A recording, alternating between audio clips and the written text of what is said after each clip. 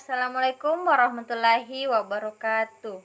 Perkenalkan, nama saya Nur Asmir Asman, NIM 1847241053 dari kelas 28D.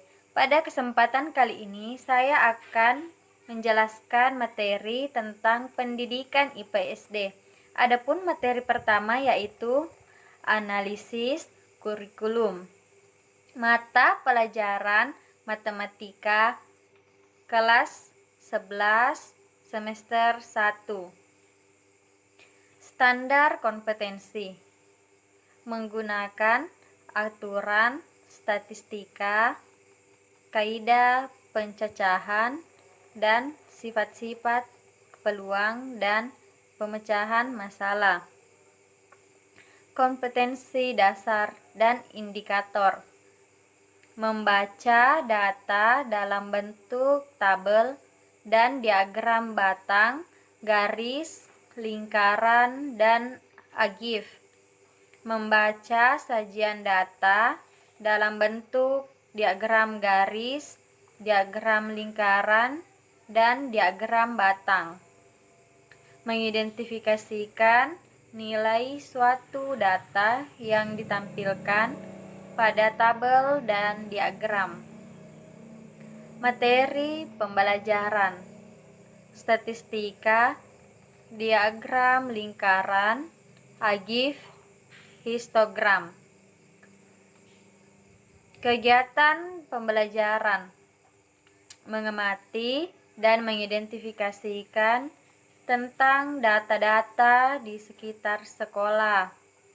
Mengidentifikasikan data-data yang dinyatakan dalam berbagai model, mengelompokkan berbagai macam diagram dan tabel, menyimak konsep tentang konsep penyajian data, jenis bahan ajar, 1.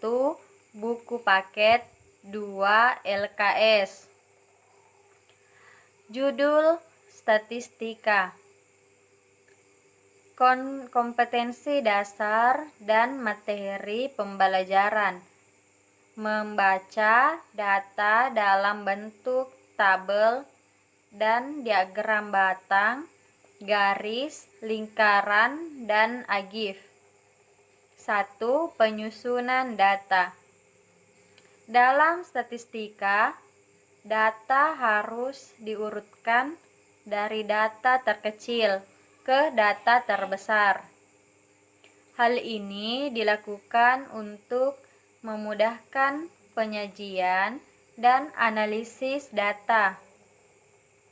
Data nilai 3, 5, 7, 8, 4, 2, 1, 8, 6, 6, 3, 2, 9 diurutkan menjadi 1, 2, 2, 3, 3, 4, 5, 6, 6, 7, 8, 8, 9. 2. Data terbesar, terkecil, dan median.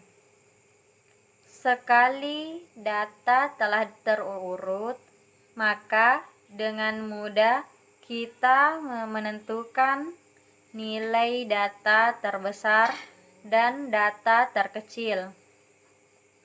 Pada data 1, 2, 2, 3, 3, 4, 5, 6, 6, 7, 8, 8, 9, data terkecilnya adalah 1 dan data terbesarnya adalah 9. Median adalah nilai yang membagi data terurut menjadi dua bagian yang sama banyak. Mediannya adalah 5. Karena 5 membagi data menjadi 2 sama banyak median. 3. Kuartil adalah data yang membagi data terurut menjadi seperempat bagian untuk membagi data menjadi 4 bagian sama besar. Kita memerlukan 3 sekat. 4. Jangkauan antar kuartil atau H. Selisih antara kuartil atas dan kuartil bawah disebut jangkauan antar kuartil atau hamparan. Hamparan dinyatakan dengan rumus H sama dengan Q3 kurang Q1. 5. Jangkauan semu antar kuartil atau simpangan kuartil.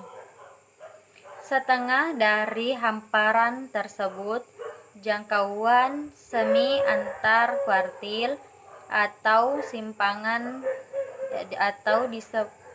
atau disebut simpangan kuartil. Jangkauan semi antar kuartil dilambangkan dengan QID dan dinyatakan dengan rumus QID sama dengan 1/2 H sama dengan 1/2 Q3 kurang Q1.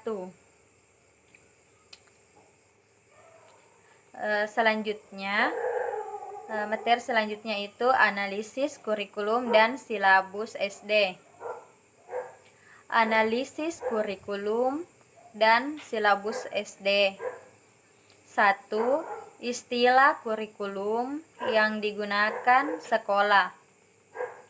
Kurikulum yang digunakan di sekolah atau SD Negeri Gendongan 1 yaitu KTSP dan kurikulum 2013. 2. Kurikulum yang berlaku di sekolah.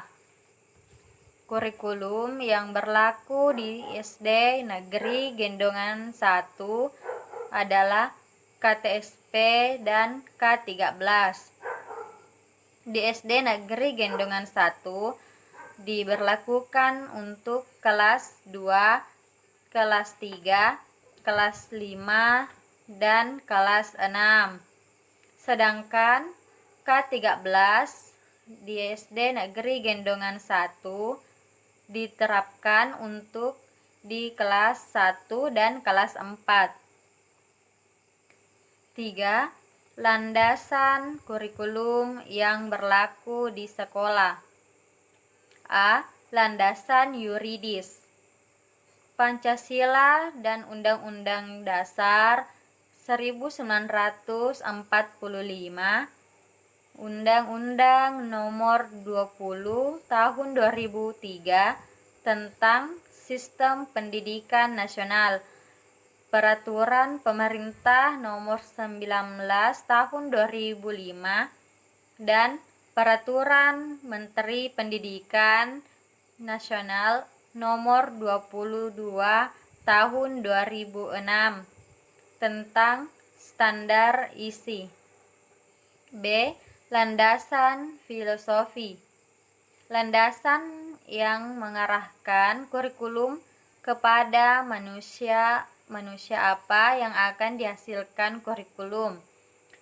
Pendidikan nasional berfungsi mengembangkan dan membentuk watak serta peradaban bangsa yang bermartabat dalam rangka mencerdaskan kehidupan bangsa.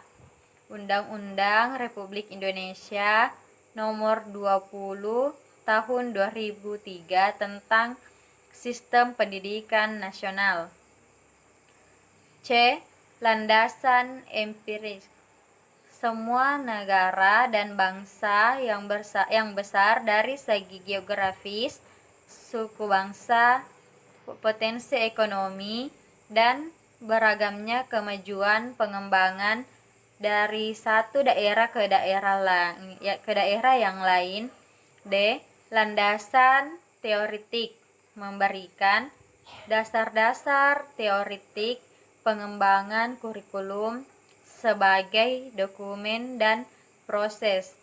Kurikulum 2013 dikembangkan atas dasar teori-teori pendidikan berdasarkan standar.